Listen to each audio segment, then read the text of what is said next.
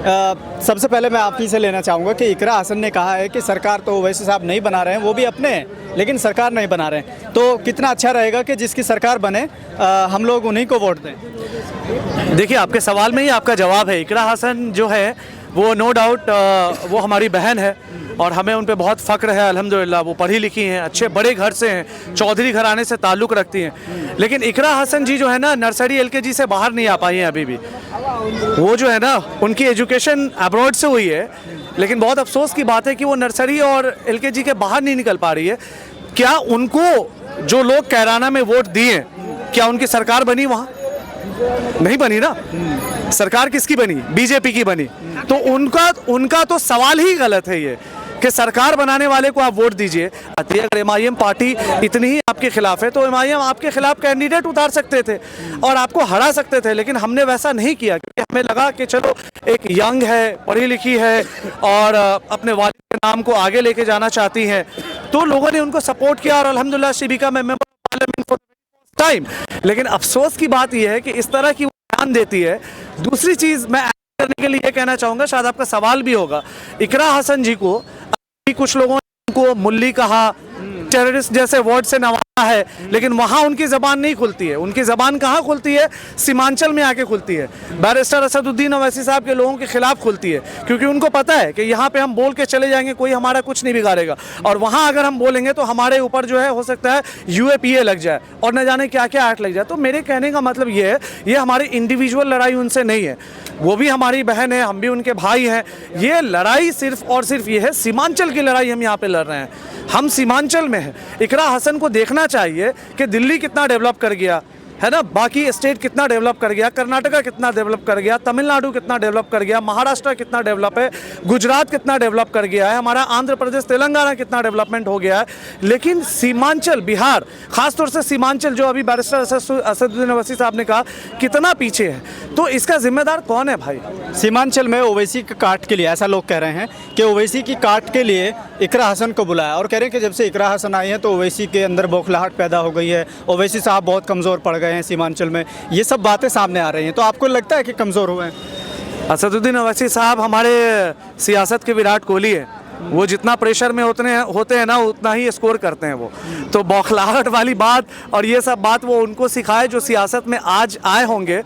जो हमारे शाकिर साहब ने कहा था अभी अपनी तकरीर में कि जो पैदा ही हुआ है सियासत के घर में, जिनके वालिद ने अजान देने के बाद उनको कहा सियासत, उन्हें भला कोई क्या सिखाएगा कि सियासत कैसे करनी चाहिए।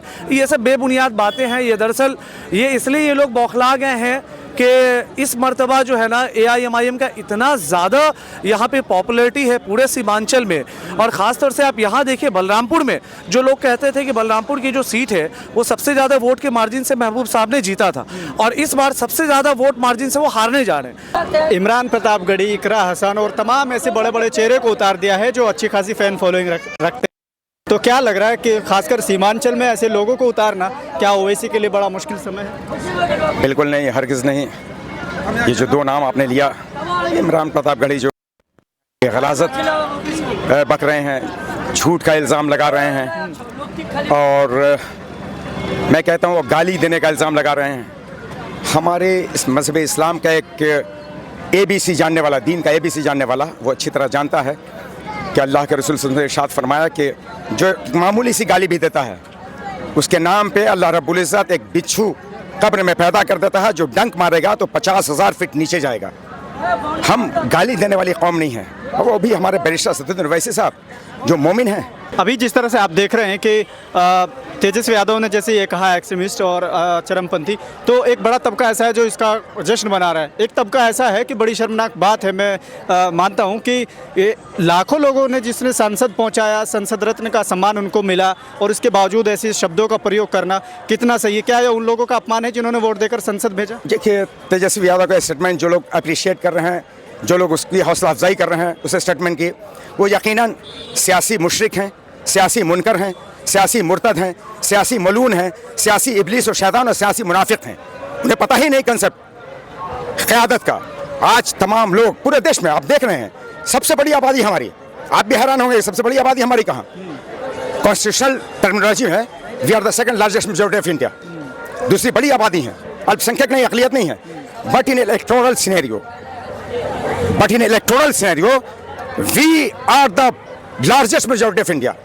हम इस मुल्क की दूसरी आबादी संवैधानिक टर्मिनोलॉजी में है, लेकिन जहाँ तक चुनावी परिप्रेक्ष्य की बात है, इंतखाबी पस मंजर की बात है, इलेक्टोरल सिनेरियो की बात है, इस मुल्क की सबसे बड़ी आबादी है। अब बताएं, एक छोटा सा एग्जांपल दे रहा हूँ इसी बलरामपुर की सरजमीन का। आज जो लोग ये कह रहे हैं कि हम 18-19% से 17% हैं, ये मनफी सोच का शिकार है। मेरे भाई, कोई भी चुनाव कोई नेशनल लेवल पे, स्टेट लेवल पे होता है क्या? या तो लोकसभा या विधानसभा? हमको आबादी का तनासुब अपने विधानसभा और लोकसभा में देखना होगा ना। इस विधानसभा में आप खड़े हैं, हम खड़े हैं, यहाँ पे आबादी हमारी कितनी है, वोटर कितने हैं? 71%। हमारे जहन में क्या डाला गया? मनफी सोच कि हम 19% हैं, तो हम समझ 81% वोट हम कहाँ जीतेंगे ना।